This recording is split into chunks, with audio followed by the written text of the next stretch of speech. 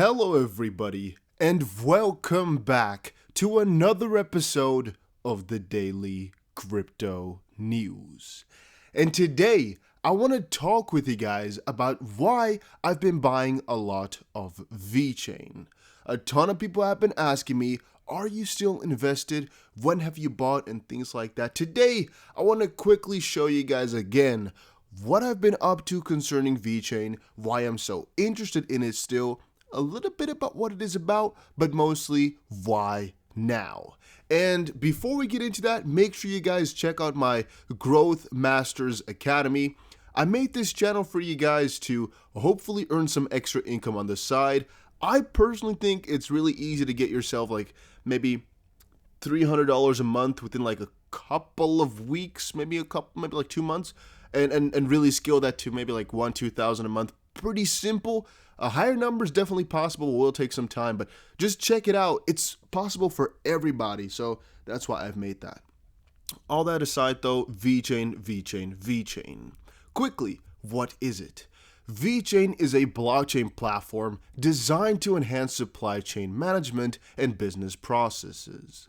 Its goal is to streamline these processes and information flow for complex supply chains through the use of DLT. Now, fun thing I think anybody should know is that DLT has become increasingly popular within this world. The US has actually given that DLT is one of the most, actually 1 out of 20, most important things to develop right now within the US. And I actually think all countries are kind of on that line where they know that distributed ledger technology is something that can really change this world, and thus it is quite important to start, I guess, working on it right now, or the sooner the better, because if you as a country don't really develop something like that, or don't create a proper framework for those things to be developed, you're definitely going to be lacking. And again, Vechain is also part of that. A lot of others are, but it's important to understand that that is DLT, which is rather important. The Vechain platform has 2 tokens, Vechain Token and Vechain Thor Energy. The former is used to transfer value across Vechain's network, and the latter is used as energy or gas to power transactions. And here are a couple of takeaways. Now, the reason I decided to first go over what it really is and really the basic language is because I have learned from making a lot of videos about Vechain and even my previous explanation of Vechain here, that there were quite a lot of people who just did not understand, the real basics of it. They just understand from my own words or from a little bit of other articles they've read that it's going to be doing good. But I want to give you some intuition as to why I really think so. So again, that's why I'm going to stand at every one of these points like DLT, which is rather important, and let's move on. Vechain is a blockchain platform for business processes, such as supply chain and product lifecycle management. These 2 things already are rather important. We're going to definitely be getting into that once we go over some of the partnerships here, because you're going to understand here why supply chain is so damn huge. And logically thinking about this, one of the things Vechain helps for is with, I guess, products, right? That's the second thing, product lifecycle management. One thing they do is with wine, where it's like, we can all understand the process of wine. You have a certain tree somewhere, you have grapes, those grapes are plucked, those grapes are, pressed, you get wine eventually, right? But there's a whole process in there, and eventually you have to ship it to a certain country or to a certain place, then you have to sell it, right? But how do you know where those grapes came from? It's on the bottle, most likely, but how do you know that's, most likely there's not all the information that you would want. That, however, could be stored on a little teeny weeny code that could be placed on the bottle as well, or a teeny code that's placed on the box that the bottle is in. And if you scan that code, you can check the whole history of that bottle, from where it came to, from exactly what grape and what area and things like that. That's what they're building. And you might think, Dusty, man, that sounds kind of cool, but is it useful? Because, that's just extra stuff. Well, you have to see this in multiple different ways. There's a difference between tracking and authenticating. Because another thing they do is if you, for example, want to buy some shoes, right? you want to buy some shoes, some very, very rare shoes, and there's a code on there, you can check if they are authentic by just checking the code because it can all be logged on Vechain, which is, again, one of the most interesting parts that's out there. Is just trying to get this world that we see right now and make it just a little bit easier to a certain way and a little bit safer on another end, right? There's the two kind of things it does. The product lifecycle management, you can also see it in a different sense where it's like, how long will it still last? Where did it come from? Is there a problem with it? I think all those things are then tracked in an easier way as well, which is, again, why this is really, really important stuff. In my previous video, I related it to the fact that as of this point, it is very normal for all of us to have your packages delivered, right? And everything, I guess, is just kind of normal. But think about it for a little second. A couple years ago, let's go 2 decades back, that wasn't as normal as it is right now. Right now, it's almost strange if you don't get your package the next day. And by the way, my question of today is, do you guys hold Vechain as well? Or are you interested in just watching all my videos? Let me know in the comment section down below if you actually hold Vechain, and make sure you press the like button to help out. That aims to provide a 360-degree view of an organization by disintermediating information from data silos. In the future, it plans to become a platform for ICOs and for conducting transactions between Internet of Things devices. This first part, I think, has become kind of irrelevant because ICOs are kind of, put into the ground, especially over in China where a lot of Vechain is operating in, because they've got themselves a partnership with Walmart China and things like that, which we'll get into later. A very important part, though, is Internet of Things. So what you should think about when you're seeing Internet of Things devices is anything that can communicate with another thing through the internet. So what I would like to point out, there's like a toaster.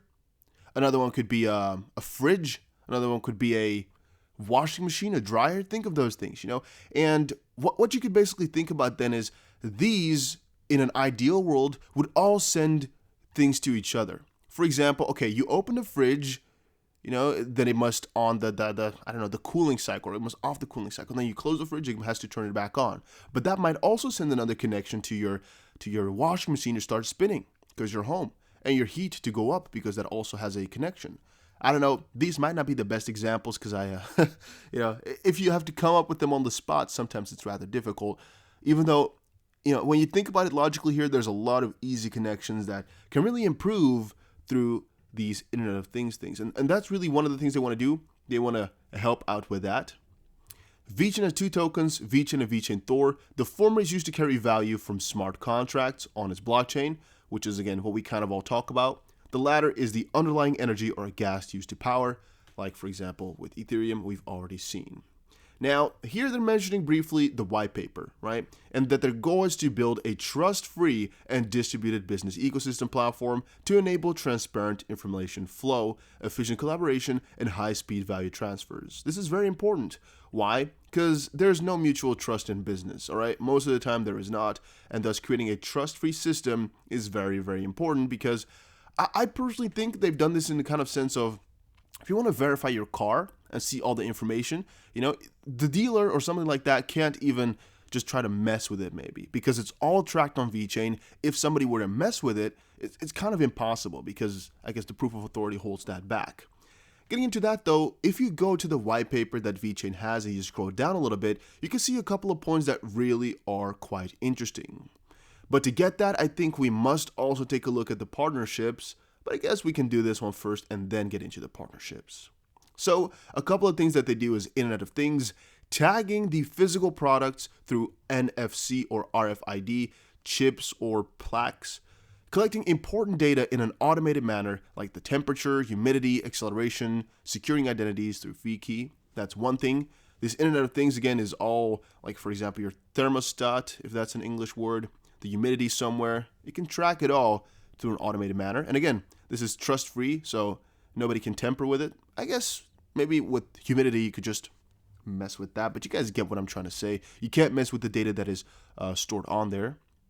Vechain toolchain, TM, the data BaaS layer encompassing all necessary components makes the IoT, which is, by the way, business as a service, right? Or is it blockchain as a service? Wow, I'm getting kind of confused right now. Blockchain as a service. I think it's blockchain as... Got blockchain as a service. This is messing up my head. There's a couple of these ones, but when you're recording, things become a little bit more difficult. We'll see in a second though, so don't worry about it.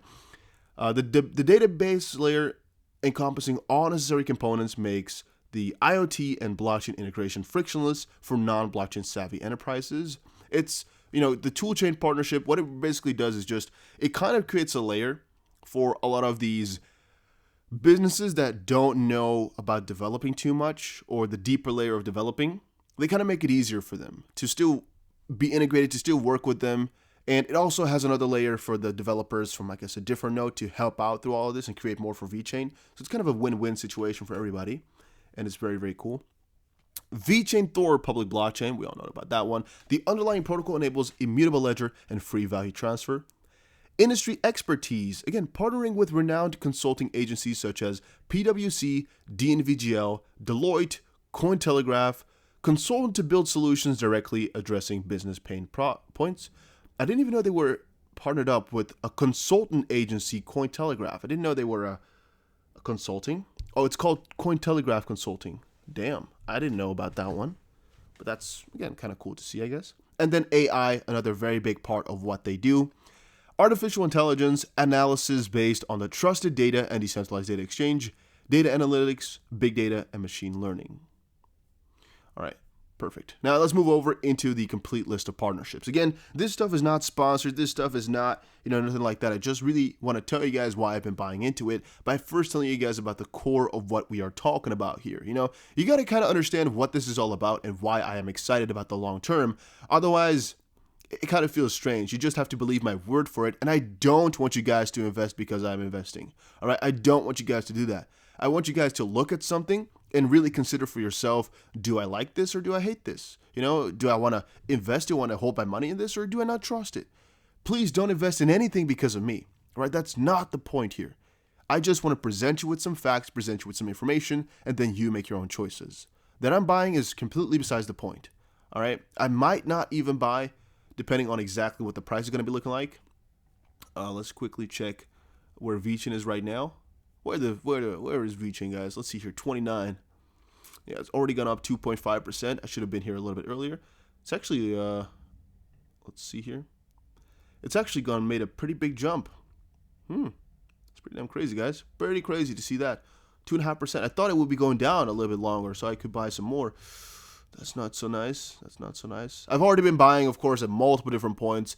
Not manually because there's already orders set. So I might have already picked some up. It could definitely be so. Because I think I have one at 0.99 or maybe 0.98. Yeah, I think that has already picked it up then if it's already dipped so low. Depending on the exchange, of course, because this is kind of a summary of all of them. Moving further, though, because we got to check out the partnerships. We already heard about DNVGL. We already heard about PwC. We already heard about NRCC. The reason these aren't so important is because, yes, they are consulting, or yes, they are, something along that line, but they're also multi-billion-dollar companies that Vechain has a very, very close relationship with and that they can do a lot with, a lot. And this list is quite outdated because if you start to think about what it is they're building with these companies, you can really just look your eyes out.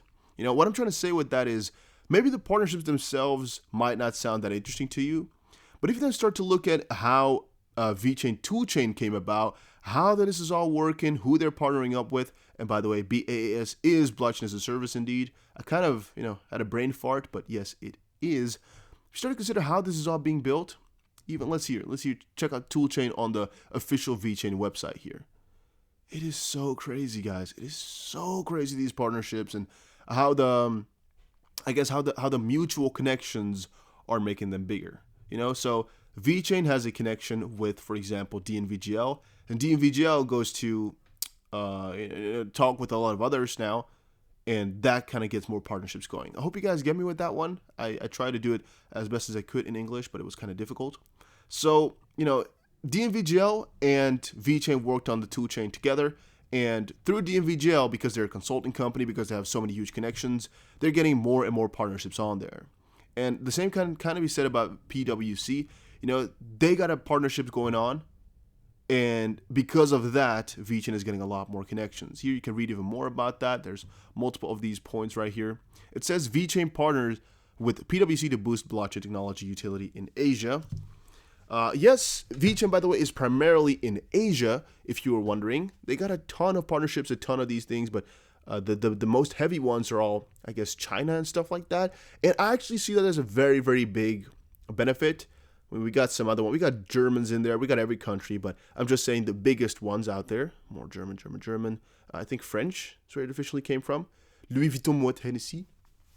But the point of all of this is, by the way, all right, another interesting fact. Sunny Lu, the CEO of Vechain right now, he was actually the CIO at Louis Vuitton China at one point, which is actually an interesting fact, which I used to bring up quite often. Right now, I don't do anymore.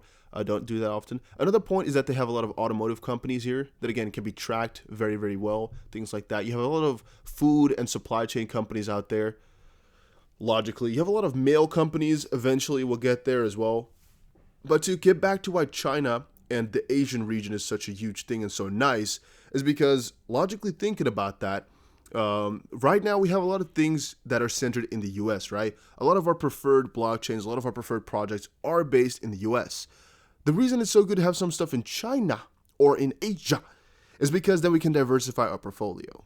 What if the US comes out with some crazy regulations and all of a sudden a lot of these blockchain projects out here can't operate anymore?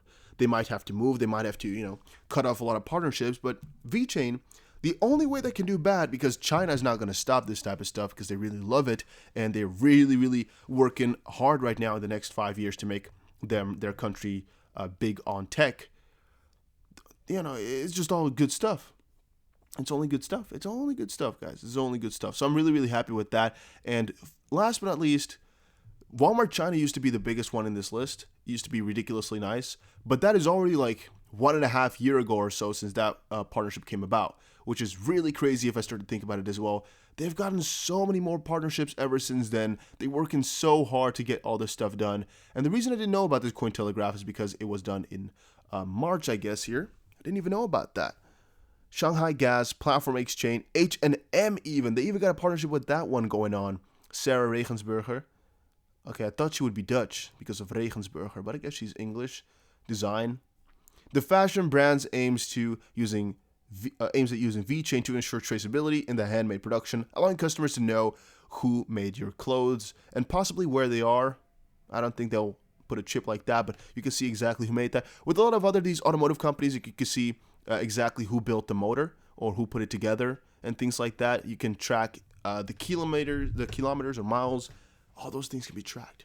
So kind of to summarize exactly why I've been buying into this heavily and why I'll always most likely keep doing that, because it's not just a small company that's doing some transaction stuff. No, it's actually one of the crypto projects that's fixing real things right now. It's not a future thing. It's not a past thing. No, they're doing it right now. Every single day that we speak, they're integrating more and more and more. It's continuing to grow, and thus, I think it's pretty damn solid. All right? Honest.